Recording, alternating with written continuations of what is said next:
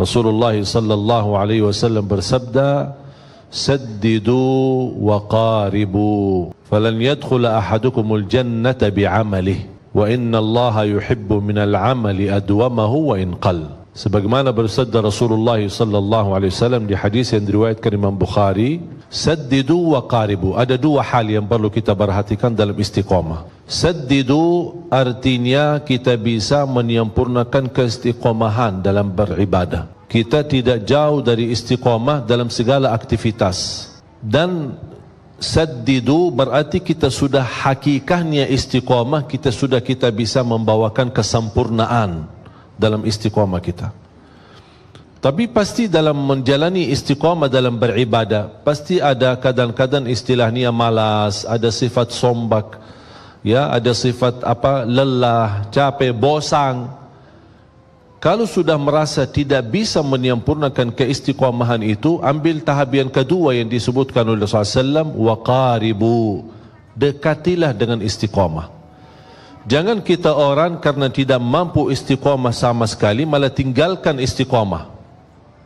Istilahnya kalau kita tidak bisa menjaga kebaikan-kebaikan seterus menerus, kita paling tidak walaupun berkurang kebaikan dan amal salih yang biasa kita lakukan, tapi daripada tidak melakukannya sama sekali. Dan Allah lebih senang amalan hamba adalah dari istiqamahannya yang sedikit-sedikit tetapi rutin. Kadang misal kita tahajud, dan ini salah satu membantu untuk kendalikan nafsu kita. Ini mohon maaf, nafsu manusia ini tergantung kebiasaan. Kalau kita misal melihat makanan enak, kalau dibiasakan makan sambil habis tambah lagi, kalau sudah terbiasa seperti ini, dia tidak akan pernah puas. Apalagi melihat menu makanannya macam-macam. Kita masuk ke salah satu tempat makanan yang sudah disediakan macam-macam. Kalau kita mengikuti hawa nafsu, apalagi mengikuti pandangan mata, semuanya serba enak. Kita sudah ambil secukupnya, bahkan sudah kenyang, tapi rasanya yang aku tadi lihat tapi belum saya rasain, ini belum saya rasain, ini belum saya rasain. Makanya jangan suka banyak lihat, syukuri yang sudah ada, nikmati yang sudah ada. Makanya ketika ada banyak menu makanannya, saya tidak suka lihat. Saya suruh orang yang mendamping saya, ini ambil yang cukup. Saya makan, habis pulang, sudah selesai. Tapi kalau saya lihat, masih kepikiran terbawa. Ini ya belum saya rasain, gimana enaknya? Enak. Padahal sudah kenyang. Karena manusia tidak pernah puas. Dan ini salah satu kita bisa menjaga kebaikan dalam beribadah. Islam menajarkan tidak boleh berlebihan. Kadang-kadang kita maksa, kita ingin misal tahajud. Kalau tidak bisa tahajud seperti rutin kita, misal 11 rakaat atau lebih atau panjang, ada satu malam kita merasa, hari ini saya lagi galau ya, capek, ada urusan membuat saya beban fikiran, aku kayaknya malas tahajud. Daripada tidak tahajud sama sekali, paling tidak 2 rakaat. 2 rakaat. Kalau tidak mampu 2 rakaat mengangkat kesusahannya, mengangkat masalah yang kita hadapi, paling tidak meringankan masalah. Itu yang disebutkan waqaribu, mendekati dengan istiqamah. Ada ikhtiar, ada upaya. Kita tidak bisa misal puasa Daud, tapi puasa Isnin Kamis. Tidak bisa puasa Isnin Kamis, puasa 3 hari dalam 1 bulan. Tidak bisa 1 bulan, puasa 1 hari 1 bulan. Rasulullah SAW bersabda, man sama yawman fi sabilillah ba'adahu Allahu 'anil nari 70 kharifa. Karena inti daripada puasa adalah benar-benar puasa lillahi ta'ala, imanan wa ihtisaba, percaya, beriman kepada Allah, menjalankan ibadah puasa dan mengharapkan ridha Allah Subhanahu wa taala, dibalas kebaikan. Siapa yang tidak harap dibalas kebaikan oleh Allah Subhanahu wa taala? Makanya Allah Subhanahu wa taala menjanjikan banyak, bahkan ada pahala-pahala dan karunia yang Allah rahasiakan, Allah sembunyikan, Allah sediakan bagi hamba-hamba, dan itu balasan bagi apa yang telah kita kerjakan. A'udzu billahi minasyaitonir rajim. Bismillahirrahmanirrahim. فلا تعلم نفس ما أخفي لهم من قرة أعين جزاء بما كانوا يعملون. Allah Subhanahu wa taala memberikan berita gembira bagi hamba yang selalu baik sangka sama Allah Subhanahu wa taala. Tidak ada jiwa pun yang boleh tahu apa yang telah dirahasiakan oleh Allah dari pahala. Tapi cuba yang membuat menarik di janji Allah ini, bukan pahala yang dirahasiakan, tapi pahala yang dirahasiakan ini bakal akan menenangkan hati, kata Allah Subhanahu wa taala. Akan membuat kamu puas, membuat kamu bahagia, kata Allah Subhanahu wa taala. Percaya enggak janji Allah? Kenapa ya Allah dirahasiakan sampai balasan ini akan menenangkan hati? Jazaa'an bima kanu ya'malun. Banyak atau sedikit itu akan menjadi balasan bagi apa yang telah kamu kerjakan. Itulah istiqamah. Kita bisa kendalikan diri, kalau tidak mampu sempurna, barin tidak berusaha mendekati kepada istiqamah. A'udzu billahi minasy syaithanir rajim. Bismillahirrahmanirrahim. Alhamdulillahi rabbil alamin. Ar-Rahmanir Rahim. Maliki yaumiddin. Iyyaka na'budu wa iyyaka nasta'in.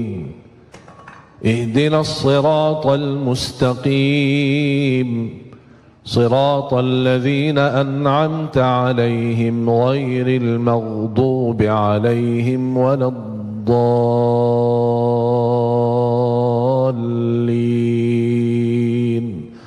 آمين.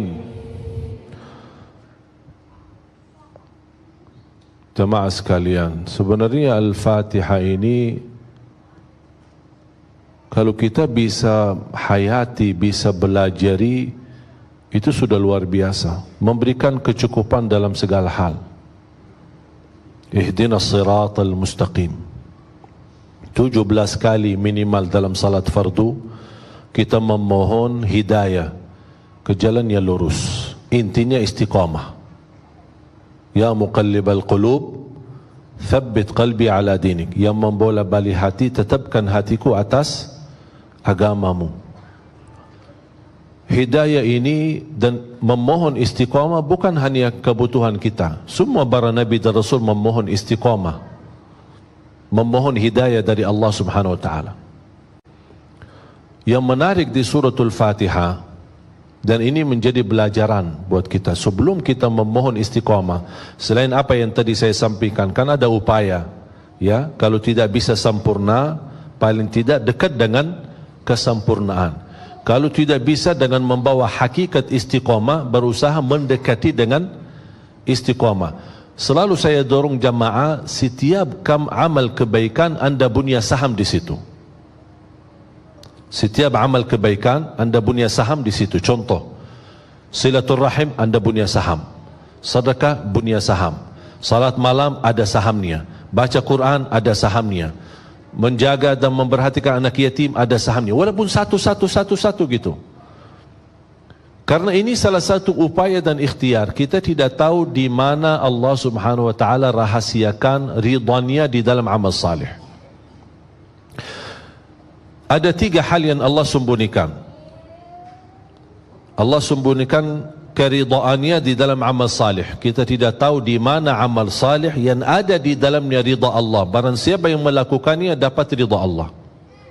Dengan mendapatkan ridha Allah, beres dunia akhirat, sudah selesai. Cuma masalahnya kita tidak tahu di mana amal salih yang ada di situ ridha Allah Subhanahu wa taala. Yang kedua, Allah rahasiakan kemurkaannya dalam dosa dan maksiat. Kadang-kadang orang satu kali berbuat dosa tapi bisa menjadi celaka dunia akhirat, na'udzubillah, karena dia kena kemurkaan Allah di saat itu. Yang ketiga, Allah rahasiakan waliullah. Tidak ada yang tahu siapa waliullah di antara manusia. Kadang-kadang bisa waliullah di tengah kita. Kenapa Allah rahasiakan waliullah di tengah kita? Supaya kita tidak sembarangan menghina manusia. Bisa jadi anda salah menghina waliullah. Makanya kita belajar menghormati semua manusia. Dia tukang sapu, tukang sampah, tukang apa, kita tidak tahu. Barangkali dia waliullah. Karena bisa mendapat darajat waliullah itu bisa dengan satu kebaikan yang dia lakukan, Allah angkat kemuliaannya, Allah angkat darajatnya menjadi mulia di mata Allah Subhanahu wa taala. Makanya jangan kita sembarangan menghina orang.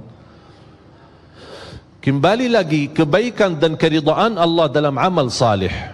Misal contoh, wanita yang kita semua hafal kisahnya, yang tidak pernah berbuat kebaikan, hanya satu kali dia memberikan air minum kepada ekor anjing. Allah SWT melihat perbuatannya, Allah syukuri perbuatannya, Allah ampuni dosanya, Allah masukkan dia dalam surga. Itu yang disebutkan oleh ulama. Ternyata ketika dia beramal salih di situ kena ridha Allah Subhanahu wa taala. Ada di antara kita yang bisa mendapatkan ridha Allah di dalam salat malamnya. Makanya kembali jamaah sekalian, setiap amal salih anda punya saham. Tapi di antara amal salih, mana yang kira-kira kesukaan hatimu? Ada yang lebih cenderung kepada puasa. Udahlah, berbanyak puasa. Ada yang merasa lebih banyak aku suka tahajud. Udahlah, berbanyak tahajud.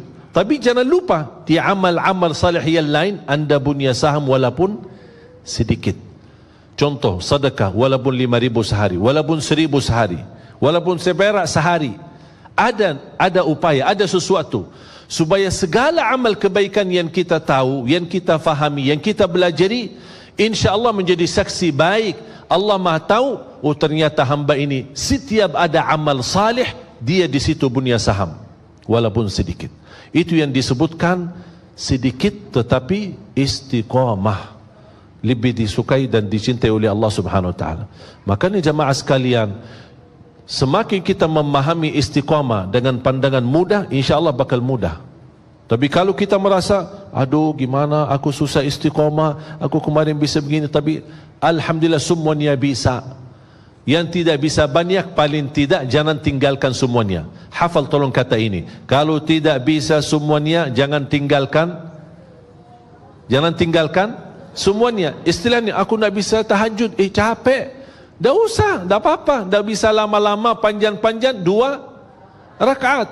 Aku kalau tidur, takut ketiduran. Nanti bangun, apa lagi, tak jamin saya bisa bangun tengah malam. Ya udah, tidur, salat malam sebelum tidur. Boleh enggak salat malam sebelum tidur? Boleh. Karena waktu salat malam habis Isya sampai subuh. Ini hukumnya berlaku kepada masing-masing sesuai kemampuan. Ada di antara bapa ibu biasa tahajud, tidur dan tahajud, teruskan. Ada yang merasa, aduh kalau saya tidur kayaknya dah bakal bangun, syukur-syukur kalau bangun subuh. Daripada malam itu terlewat, tidak tertulis salat malamnya, ya udah salat malam sebelum tidur. Bahkan itu dianjurkan Rasulullah SAW ketika masalah witir. Sahabat Rasul Abu Hurairah berkata, "Awsani khalili bithalat." Aku telah diwasiatkan oleh Rasulullah SAW 3 hal atau 3 amalan. Yang pertama, jaga puasa 3 hari setiap bulan, yang disebutkan Hijriyah 13, 14 dan 15. Wa an usalli duha, menjaga salat duha. Wa an utira qabla an anam, menjaga witir sebelum tidur. Ini Abu Hurairah sahabat Rasul mendapatkan amalan dan nasihat dari Rasulullah SAW. Dan ini kembali, kenapa ada hadis witir sebelum tidur, ada hadis witir adalah penutup salat malam. Ini memberikan pandangan kemampuan masing-masing. Ada yang bisa menutup witirnya malam harinya dan dia bisa tahajud santai-santai biasa. Alhamdulillah, teruskan, ikutin hadis ini. Kalau anda merasa tidak mampu, berarti anda punya pilihan lain, mengikuti hadis witir sebelum tidur. Tapi kalau sudah bangun tidur lagi, bisa tahajud lagi, bisa salat lagi, tapi tidak boleh witir lagi karena sudah witir duluan. Jamaah